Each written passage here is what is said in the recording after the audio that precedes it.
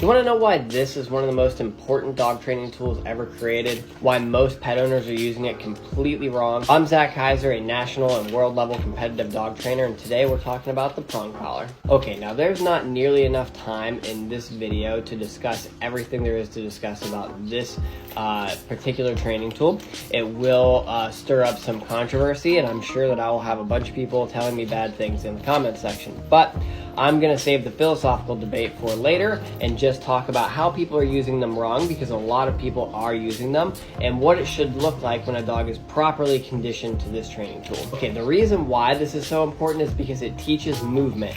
Imagine when you're riding a horse, imagine not being able to control the direction the horse is going. If the horse could just take off in any direction they want and wander wherever they wanted to go without any control, that would be extremely dangerous and you wouldn't be able to have a horse as a useful companion. However, because we teach horses how to move and be able to be steered by us, we can have a useful relationship with them. The same is true with dogs. You should be able to have your dog move without resistance into various positions with you via the leash, and that's what the Prong Collar allows us to do. It also allows us with fearful dogs to be able to prevent and stop flight responses in unnecessary situations. So fearful dogs want to flee and take off from things the same way that horses do, and being able to have mechanisms that stop that really are very helpful in the reconditioning process of teaching confidence and being able to move through life without all of that flight response. So now, next big issue that pet owners are doing is they're buying these giant prong collars.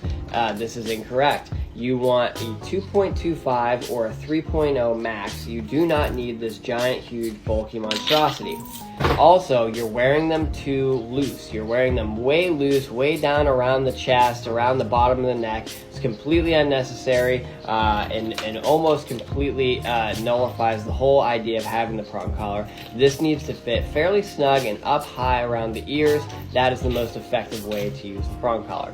Now, next, I'm going to get one of my dogs out here, and I'm going to show you what it looks like to have a dog that is responsive in the correct ways to a prong collar. Okay, so you see Goose here is moving in and out of a variety of positions very fluently. I'm not giving any verbal commands. I'm simply using the leash to move him in and out of positions, and he is responding with ease. I teach all of these positions and movements before I ever would take my dog or anybody else's dog out on a walk with a prong collar.